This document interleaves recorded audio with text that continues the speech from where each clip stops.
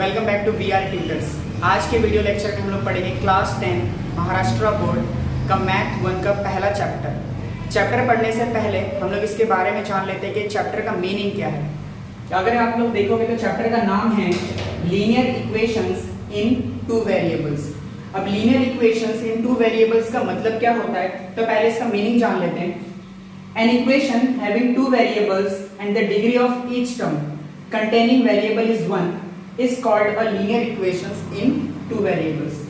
An equation मतलब कोई ऐसा इक्वेशन या फिर एक इक्वेशन जिसमें वेरिएबल्स कितने हैं, दो वेरिएबल्स हैं, और जो डिग्री है हर एक टर्म का and the degree of each term, जो हर एक टर्म का डिग्री है जिसमें एक वेरिएबल है वो डिग्री कितना होना चाहिए, 1 होना चाहिए। ऐसे ही इक्वेशंस को हम लोग बोलते हैं linear equations in two variables. Okay friends, linear equation in two variables को लिखने का एक तरीका होता है, एक जर्नल फॉर्म होता है। तो लीनियर इक्वेशन जितने भी तुम लोग देखोगे तो सभी इसी फॉर्म में तुमको नजर आएंगे। वो फॉर्म क्या है, ax plus by plus c equals to 0। अब ये जो a b c है ये कौन से नंबर्स हैं, तो where a b c are real numbers. ये तीनों जो नंबर्स है वो कैसे नंबर्स हैं, रियल नंबर्स हैं। और रियल नंबर्स में सारे नंबर्स आते हैं, नेचुरल नंबर्स भी आएंगे, उसमें होल नंबर्स भी आएंगे, इंटीजर्स भी आएंगे, तुम्हारे रूट वाले नंबर्स भी आएंगे। तो ये a b c तुम्हारा कोई भी रियल नंबर्स हो सकता है। लेकिन a and b is not equal to 0 at the same time. ये जो a है और ये जो b है ये 0 के बराबर नहीं होगा। क्यों 0 के बराबर नहीं होगा, a और x के बीच में क्या हो रहा है, मल्टीप्लाई हो रहा है। तो अगर मैं a की जगह पे 0 रख दूंगा और उसका मल्टीप्लाई करूंगा x से तो इनका आंसर आएगा 0। और अगर ये आंसर 0 आ गया तो यहाँ से एक वेरिएबल चला गया और फिर इसमें सिर्फ एक ही वेरिएबल बचेगा। लेकिन हम लोग का लेसन का नाम क्या है, linear equations in two variables. मतलब जितने भी इक्वेशंस हम लोग सॉल्व करेंगे उसमें दो वेरिएबल्स का होना जरूरी है, इसीलिए a और b 0 के इक्वल नहीं हो सकते। ओके फ्रेंड्स, अब आगे हम लोग कुछ एग्जांपल से समझते हैं कि कौन सा इक्वेशन लीनियर इक्वेशन है और कौन सा इक्वेशन लीनियर इक्वेशन नहीं है, उसको पहचानोगे कैसे। तो सबसे पहले आपको क्या करना है, किसी भी इक्वेशन को उसके जर्नल फॉर्म के साथ कंपेयर करना है। अगर वो जर्नल फॉर्म के साथ कंपेयर करने के बाद अगर वैसा लगता है तो समझ जाने का कि वो तुम्हारा linear equations in two variables है। ओके, तो अगर मैं पहला इक्वेशन पर ध्यान दूं तो यहाँ पर मुझे वेरिएबल्स नजर आ रहे हैं दो, एक है यहाँ पर m और एक है यहाँ पर n, और यहाँ पर जो c वाला टर्म है दैट इज कांस्टेंट, वो भी अपना नजर आ रहा है। तो इसमें अगर आप लोग देखोगे तो इसमें वेरिएबल्स भी कितने हैं, 2 हैं, ठीक है। और वेरिएबल्स की जो मैक्सिमम पावर है वो भी कितनी है, 1 है। इसलिए जो पहला वाला इक्वेशन है वो तुम्हारा linear equation in two variables है। ओके, अगर मैं दूसरे इक्वेशन की बात करूं तो यहाँ पर वेरिएबल्स तो 2 हैं, लेकिन यहाँ पर जो इसकी मैक्सिमम पावर है एक वेरिएबल की वो 2 है, और मैक्सिमम पावर 2 नहीं होनी चाहिए। मैक्सिमम पावर हमेशा 1 होनी चाहिए लीनियर इक्वेशन के केस में। इसीलिए सेकंड वाला जो है वो linear equation in two variable नहीं है। अगर मैं तीसरे वाले की बात करूं तो तीसरे वाले में जो x का कोएफिशिएंट है वो √2 है और जो y का कोएफिशिएंट है वो -√5 है। यहाँ पर भी वेरिएबल्स 2 हैं, ठीक है। और आगे जो नंबर्स हैं वो कौन से नंबर्स हैं, रूट वाले नंबर्स हैं। और हमें पता है कि जो आगे जो नंबर्स होंगे मतलब x का जो कोएफिशिएंट होगा और y का जो कोएफिशिएंट होगा वो एनी कोई भी रियल नंबर्स हो सकता है। तो √2 और √5 भी अपने कौन से नंबर्स हैं, रियल नंबर्स हैं, इसीलिए ये भी अपना लीनियर इक्वेशन होगा।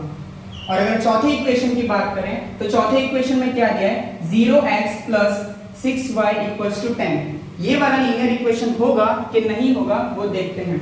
यहाँ पर x का जो कोएफिशिएंट है वो 0 है और यहाँ पर y का जो कोएफिशिएंट है वो 6 है। यहाँ पर हमने एक स्टेटमेंट लिखा था कि जो a एंड b है वो किसके बराबर नहीं होना चाहिए, तो 0 के बराबर नहीं होना चाहिए। और यहाँ पर जो x के आगे जो कोएफिशिएंट है वही अपना क्या है, a वाला टर्म है।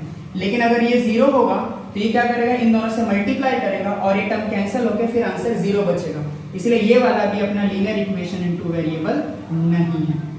आई होप आपको इसका इंट्रोडक्शन और मीनिंग समझ में आया होगा। इसके अगले वाले वीडियो लेक्चर में हम लोग देखेंगे कितने मेथड्स हैं linear equation in two variable को सॉल्व करने के। हेलो फ्रेंड्स, इसके पहले हम लोगों ने देखा linear equations in two variables का मीनिंग क्या होता है, लीनियर इक्वेशन का जर्नल फॉर्म क्या था। अब अगर हमें प्रैक्टिस सेट सॉल्व करना है तो प्रैक्टिस सेट को सॉल्व करने के लिए हमें कुछ मेथड्स गिवन हैं। कौन कौन से ऐसे मेथड्स हैं जिसकी मदद से हम लोग प्रैक्टिस सेट्स को सॉल्व कर सकते हैं, या फिर पूरे चैप्टर्स में कितने मेथड्स आपको देखने के लिए मिलेंगे।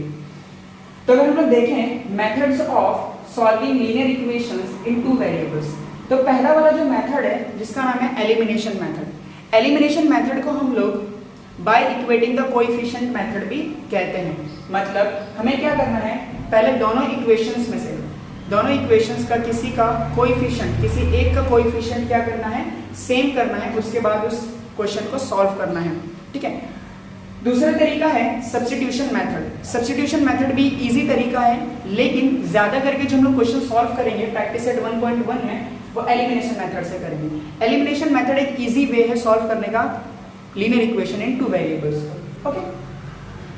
उसके बाद जो हम लोग प्रैक्टिस सेट 1.2 में पढ़ेंगे वो होगा अपना ग्राफिकल मेथड, और ग्राफिकल मेथड को कैसे सॉल्व करते हैं हम लोग उस प्रैक्टिस सेट में देखेंगे। लेकिन ग्राफिकल मेथड को सॉल्व करने के लिए क्या करना पड़ेगा, जब हम लोग सॉल्व करेंगे तो जब उसको हम लोग ग्राफ के ऊपर प्लॉट करेंगे, ग्राफिकल मेथड जब हम लोग सॉल्व करेंगे, जब इक्वेशन को ग्राफ के ऊपर प्लॉट करेंगे तो हमें एक स्ट्रेट लाइन मिलेगा। इसीलिए जो हमारे लेसन का नाम है लीनियर, इस लीनियर वर्ड में क्या छुपा है, लाइन वर्ड छुपा है, और लाइन का मतलब क्या होगा, एक straight line. So when we solve the equation by graphical method you will get a straight line, आपको एक स्ट्रेट लाइन मिलेगा, और उसी मेथड को अपन बोलेंगे ग्राफिकल मेथड। तीसरा जो तरीका है वो अपना तरीका होगा क्रैमर्स रूल और डिटरमिनेंट मेथड। तो जो हम लोग प्रैक्टिस सेट 1.3 पढ़ेंगे उसमें हम लोग डिटरमिनेंट मेथड या फिर क्रैमर्स रूल, दोनों का ही मतलब एक है, दोनों ही मेथड सेम है, तो उससे हम लोग क्या करेंगे 1.3 प्रैक्टिस सेट को सॉल्व करेंगे। और उसके बाद जो होगा 1.4 में वो आपका होगा non linear equations. Non linear equations को पहले लीनियर में कन्वर्ट करना पड़ेगा, उसके बाद अपने को सॉल्व करना पड़ेगा, और उसके बाद हम लोग देखेंगे वर्ड्स प्रॉब्लम। उससे पहले हम लोग जान लेते हैं कि linear equations in two variables का एप्लीकेशंस क्या क्या है, कहां पर उसको अप्लाई करते हैं। तो अगर मुझे कैलकुलेट करना है time, distance, speed related problems, तो वहां पर भी हम लोग linear equation in two variables का इस्तेमाल करते हैं। दूसरा एक तरीका है अगर हमें परसेंटेज और मनी रिलेटेड प्रॉब्लम्स हैं तो उससे भी हम लोग क्या करते हैं, linear equation in two variables की मदद से उसको सॉल्व करते हैं। और तीसरा जो तरीका है वेजेस रिलेटेड प्रॉब्लम्स, मतलब अगर कोई वर्कर्स है वो कितना पैसा कमाता है, दूसरा वर्कर उससे कितना ज्यादा कमाता है, वो सारी प्रॉब्लम्स को हम लोग linear equation in two variables से सॉल्व करेंगे। और भी कुछ एप्लीकेशंस हो सकते हैं, फॉर एग्जांपल अगर आपको किसी पर्सन की एज फाइंड करनी है तो वो सारे प्रॉब्लम्स भी हम लोग linear equation in two variable की मदद से सॉल्व कर सकते हैं। ओके फ्रेंड्स, अगले वीडियो में हम लोग जानेंगे प्रैक्टिस सेट 1.1 को सॉल्व कैसे करते हैं। ओके, तब तक के लिए थैंक यू।